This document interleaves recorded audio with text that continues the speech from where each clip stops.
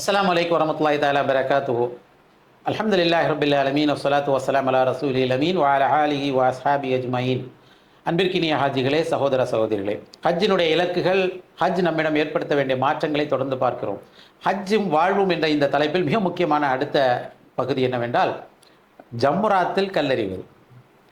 மினாவில் தங்குகின்ற ஹாஜிகள் செய்கின்ற மிக முக்கியமான ஒரு வேலை, மிக முக்கியமான ஒரு வழிமுறை என்னவென்றால், துல்ஹஜ் 10ஆம் நாளும் 11, 12, சில பேர் 13 தங்கியிருந்தால் 13, இந்த நாட்களில் மினாவினுடைய தொடக்கமாக இருக்கின்ற ஜமராத் என்ற அந்த பகுதியில் இருக்கின்ற ஷைத்தான் மீது கல்லெறிவது 7 கற்கள்.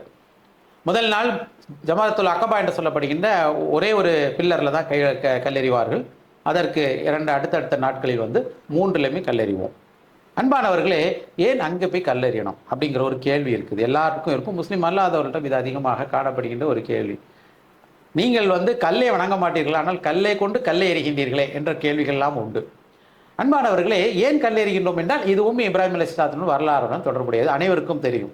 தன்னுடைய மகன் இஸ்மாயில் அலைஹிஸ்ஸலாம் அவர்களே அறுத்து பலியிட வேண்டும் என்ற இறை கட்டளை கீழ்ப்படுகின்றார்கள். இப்ராஹிம் அலைஹிஸ்ஸலாம் என்ற அந்த தந்தை போறாங்க, கூட்டிட்டு போறாங்க.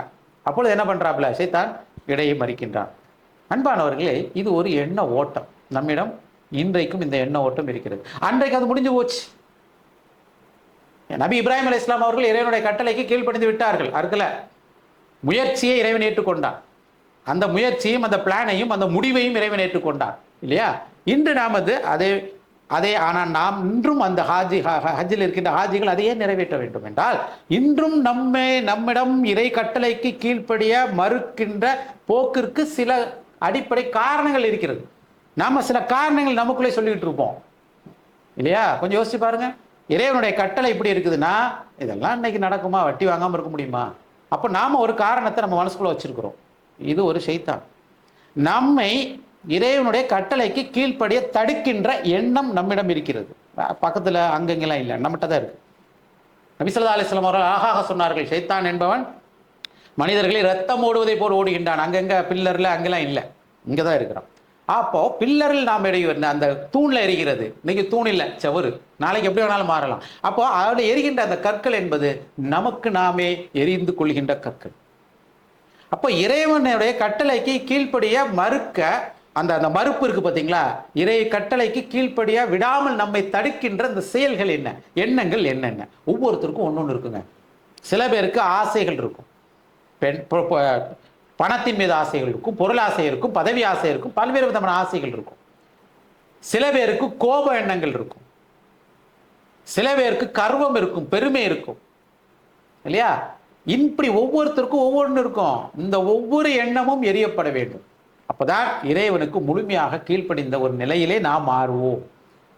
இது மிக முக்கியமான ஒரு தத்துவம், மிக முக்கியமான ஒரு உணர்வு. இது நம் வாழ்வில் மிக முக்கியமாக மாற்றத்தை ஏற்படுத்த வேண்டும். கல்லை சடங்காக எரிந்து விட்டு வந்து விடாதீர்கள். கல்லை எரியும் பொழுது என்கிட்ட இருக்கிற இந்த குணம் போட்டு இதோட முடிஞ்சு, இதோட முடிஞ்சு, இதோட முடிஞ்சு சொல்லி ஒவ்வொரு எண்ணமும் நீங்கள் எதெல்லாம் மனதில் எரித்து கொண்டிருக்கிறீர்கள் அதை அனைத்தும் எரிந்து விட்டு திரும்பி வாருங்கள். மனசுலேருந்து போயிடுச்சுன்னு அர்த்தம். அப்போ நம்மை இறை கட்டளைக்கு கீழ்ப்படிய மறுக்கின்ற நம்மிடம் இருக்கின்ற குணங்கள் என்ன என்பது ஒவ்வொருவருக்கும் தனித்தனியாக சிந்தித்துக் கொள்ளுங்கள். அது அனைத்தையும் அங்கே கலைந்து விட்டு வருவோம். இதுதான் ஹாஜிகள் திரும்பி வரும் பொழுது அன்று பிறந்த பாலகனை போல நபி ஸல்லல்லாஹு அலைஹி வஸல்லம் சொன்னதற்கான அர்த்தம். கொஞ்சம் யோசிச்சு பாருங்க. எல்லாத்தையும் கிளீன் பண்ணிட்டோம், இருக்கிற எல்லாத்தையும் தூக்கி எறிஞ்சிட்டு வரோம், இல்லையா? ஆக அன்பான ஹாஜிகளே, கல் எறிவது என்பது ஒரு குறியீடு. அதற்கு தத்துவம், அடிப்படையான தத்துவம் இங்கே இருக்கிறது. இதை மறந்து விடக்கூடாது. அன்பானவர்களே, தூய்மையானவர்களாக நாம் அமைகின்ற இந்த தூய்மையானவர்களாக நம்மை அமைப்பதற்கு இதுவும் ஒரு வழிமுறையாக ஹஜ்ஜில் மேற்கொள்ளப்படுகிறது. வல்ல ரஹ்மான் அதற்கு அருள் புரிவானாக. அஸ்ஸலாமு அலைக்கும் வரஹ்மத்துல்லாஹி தஆலா வபரகாத்துஹு.